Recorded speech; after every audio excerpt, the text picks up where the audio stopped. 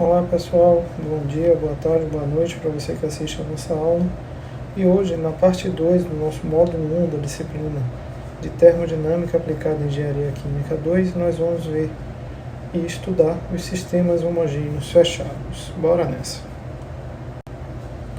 O nosso sistema, como eu disse que vai ser o objeto de estudo dessa aula, que é o sistema homogêneo fechado, ele tem como característica uma composição estrutural com uma única fase. Então entendam que tudo que está dentro desse sistema possui propriedades intensivas uniformes. Esse sistema ele pode trocar energia com a sua vizinhança na forma de calor ou trabalho, e calor e trabalho também, dependendo das características que estão sendo impostas a ele, mas ele não pode trocar matéria com as suas vizinhanças. Dessa forma, o número de mols desse sistema vai ser constante. Com isso a gente consegue escrever que a variação do número de mols do componente I vai ser igual a zero, sendo esse I aqui uma variação entre todos os M componentes que fazem parte do nosso sistema. Para representar o nosso sistema homogêneo fechado, a gente vai considerar o exemplo clássico do sistema êmbolo-pistão, que é o sistema que está apresentado aqui nessa figura. Esse sistema está submetido a uma temperatura TB, que é a temperatura da vizinhança, a uma pressão externa PE, que é a pressão na qual se encontra a vizinhança. Nele é realizado o trabalho com quantia menos PDV. Esse trabalho aqui é um trabalho realizado por esse sistema êmbolo aqui apresentado. Ele tem um volume total V e a ele pode ser aí inserido ou retirado uma quantidade de calor que eu estou chamando aqui de dq. Para esse sistema específico, nós podemos escrever a primeira e a segunda lei da termodinâmica. A primeira lei que nos diz que a mudança da energia interna é igual à diferença entre o calor fornecido ou retirado e o trabalho realizado por ou sobre o nosso sistema, conforme está aqui apresentado. E a segunda lei da termodinâmica que diz que a mudança da entropia é maior ou igual ao calor fornecido ou retirado do nosso sistema, dividido pela temperatura, conforme está aqui apresentado. Algumas considerações importantes aí sobre as leis de termodinâmica que a gente está tratando. A primeira consideração relevante é que a primeira lei ela é uma generalização da lei de conservação de energia. E ela introduz uma propriedade nova, que é o conceito da energia interna, né? E essa energia interna é a forma na qual o nosso sistema armazena a energia que lhe foi fornecida ou retirada através das funções calor e trabalho. Outra consideração relevante se refere ao próprio calor e trabalho. Entenda o calor e trabalho como formas de energia em trânsito, ou seja, elas são formas de energia que não são armazenáveis e que só fazem sentido nos limites do sistema e no momento no qual a mudança está sendo imposta e realizada sobre o nosso sistema. A energia interna, pelo contrário, ela é uma função de estado. Isso quer dizer que ela depende apenas dos estados de equilíbrio final e inicial do nosso sistema. E estado de equilíbrio vocês podem entender como aquele estado no qual o sistema não tem uma tendência espontânea à mudança, tá? E o passo de um sistema em estado de equilíbrio inicial a outro final é o que a gente chama de processo. Os processos eles podem ser reversíveis ou irreversíveis, e é isso que a gente vai relembrar agora. Um processo reversível é aquele no qual o sistema é mantido em um estado de equilíbrio virtual durante todo o processo. Ou seja, a força motriz do nosso processo, ou seja ele um potencial ou uma função de potencial, é infinitesimal, de modo que a direção, o sentido no qual a gente está impondo o nosso processo, pode ser invertida a qualquer momento que eu desejar.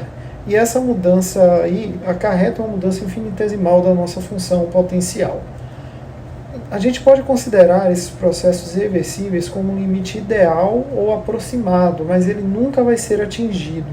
O sinal de desigualdade que está presente na segunda lei da termodinâmica, ele refere-se precisamente aos processos irreversíveis. O que é um processo irreversível, então? Ele é o processo real, é aquele processo que acontece naturalmente, o que não é passível de inversão no seu sentido. A gente costuma dizer que o rio que desce a montanha não costuma subir novamente. Esse processo é irreversível, a gente não consegue fazer isso sem que a gente exerça alguma forma de energia secundária ao nosso sistema, como, por exemplo, um bombeamento, essa corrente de água que desceu a montanha para que ela suba novamente. Quando a gente fala em segunda lei da termodinâmica, a segunda lei introduz para a gente uma nova função de estado, que é a entropia. A entropia ela aparece quando a gente analisa a troca de calor entre um sistema e as vizinhanças em um processo irreversível, de modo que dU vai ser igual à variação de calor menos a variação do trabalho, né? Essa mudança aí da energia interna é igual à diferença entre o calor fornecido ou retirado e o trabalho realizado por ou sobre o sistema, e a mudança da entropia vai ser maior ou igual, né, a esse calor fornecido ou retirado pelo sistema dividido aí pela temperatura, no caso da nossa segunda lei. Só para a gente se lembrar, a gente pode juntar a primeira e a segunda lei. Se a gente fizer isso, a gente vai encontrar que dU é menor ou igual que TB ds menos PE dV. Se o nosso processo for reversível, a gente tem que a temperatura do sistema é igual à temperatura da vizinhança e que a pressão externa é igual à pressão total. De forma que a gente pode escrever que dU é igual a TdS menos PdV. Esse TdS ele pode ser representado como o calor reversível e o menos PDV pode ser representado como o trabalho reversível realizado aí por ou sobre o nosso sistema. Caso o nosso processo seja irreversível, a gente vai ter que dU vai ser menor do que TbDS menos PeDV.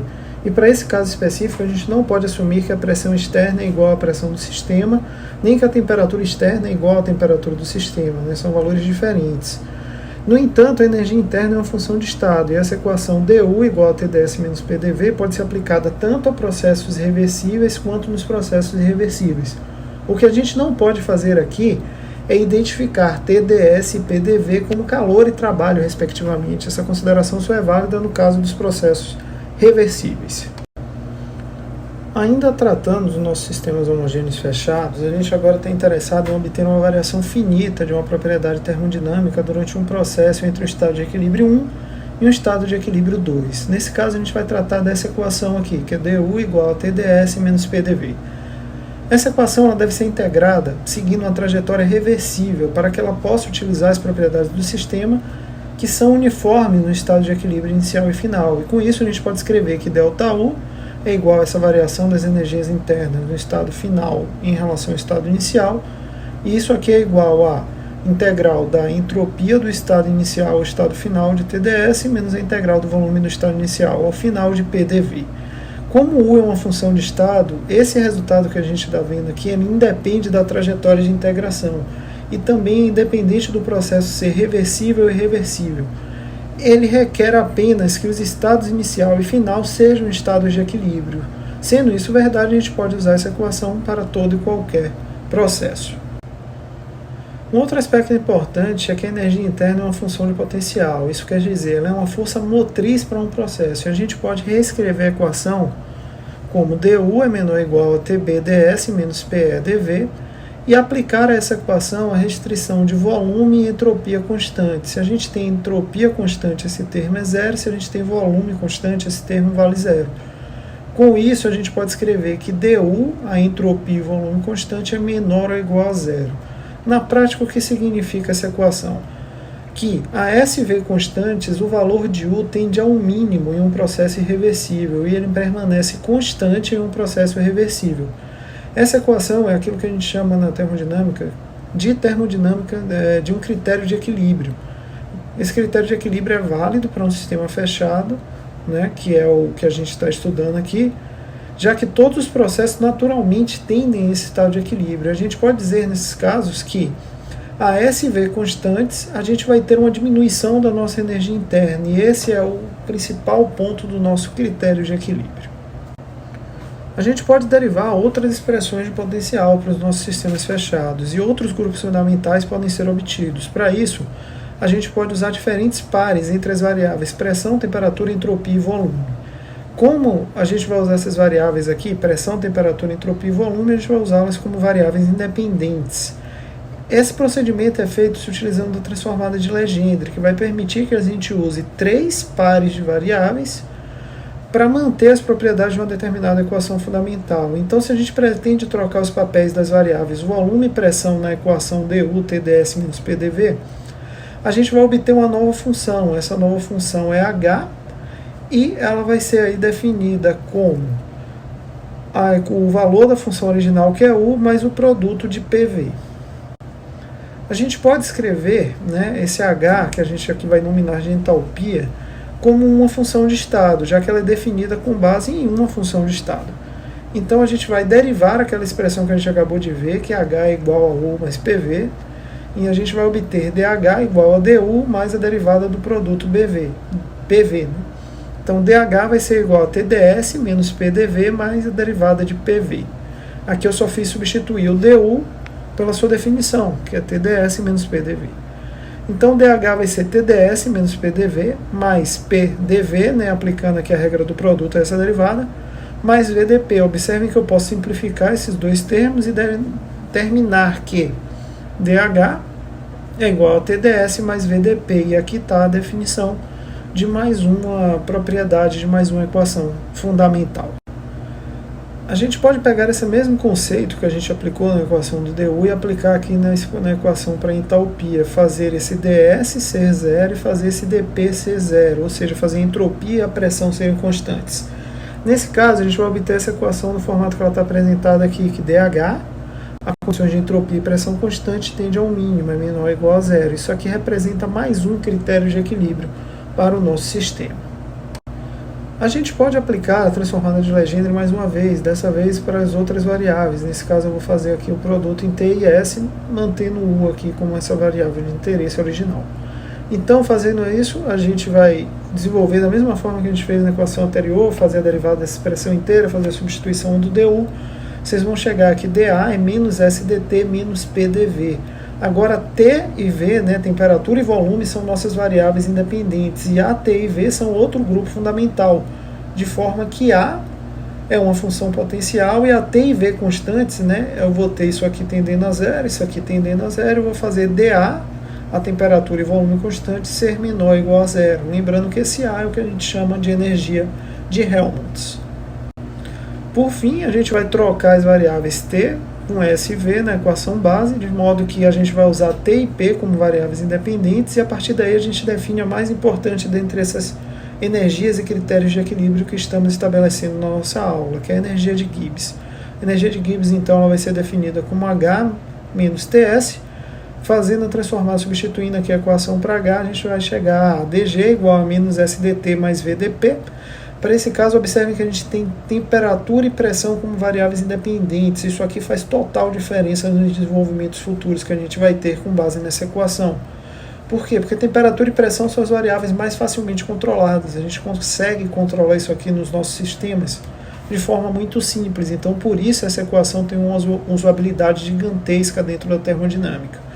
Esse aqui é o critério novo que a gente está estudando nessa parte. Ele é o mais significativo entre todos os critérios de equilíbrio que a gente está estudando.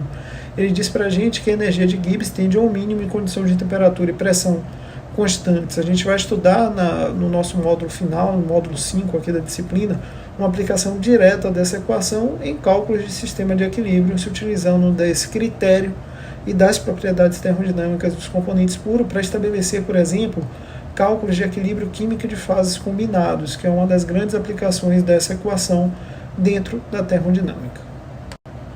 Por fim, temos aqui o compilado desse equacionamento da termodinâmica clássica. Aqui a gente tem as definições de entalpia, energia de Helmholtz e energia de Gibbs. H é definida como U mais PV, energia de Helmholtz U menos TS, energia de Gibbs U mais PV menos TS, H menos TS ou A mais PV. Então temos aí as definições dessas propriedades, entalpia, energia de Helmholtz e energia de Gibbs.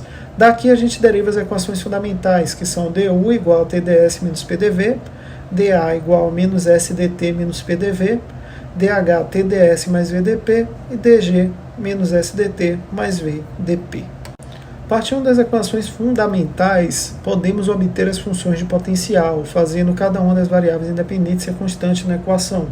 Então a gente pode escrever que dU, a entropia e volume constante, é menor ou igual a zero, dH, a entropia e pressão constante, é menor ou igual a zero, dA, a temperatura e volume constante, é menor ou igual a zero, e dG, a temperatura e pressão constante, é menor ou igual a zero.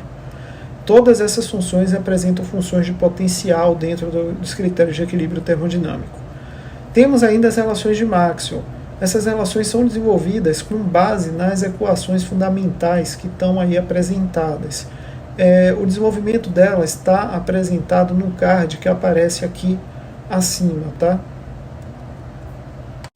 Temos ainda as identidades termodinâmicas, que são relações termodinâmicas que aparecem com frequência dentro da resolução de problemas dentro da característica da termodinâmica clássica.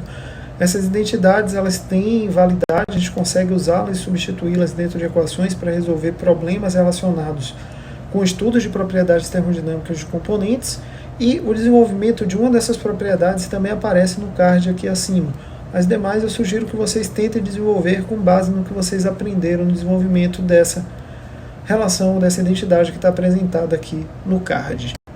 Temos ainda algumas outras definições que aparecem de forma tão recorrente na termodinâmica que elas ganharam nomenclaturas. Tá? São as capacidades caloríficas, coeficientes de expansão e coeficientes de compressibilidade. A capacidade calorífica volume constante ela é definida como a derivada da energia interna em relação à temperatura volume constante. A derivada da entalpia com a temperatura pressão constante nos dá a capacidade calorífica pressão constante. A derivada da entropia com a temperatura volume constante nos dá o valor da capacidade calorífica volume constante dividida pela temperatura.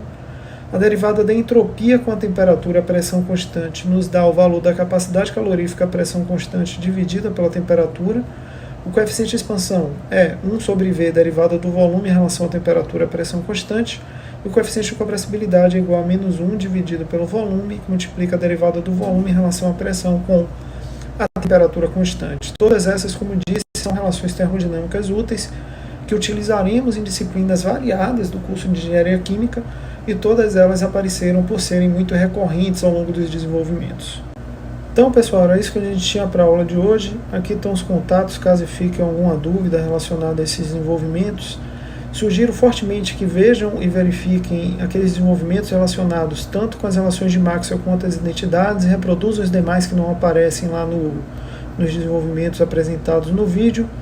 E a gente se encontra na nossa próxima aula. Até lá!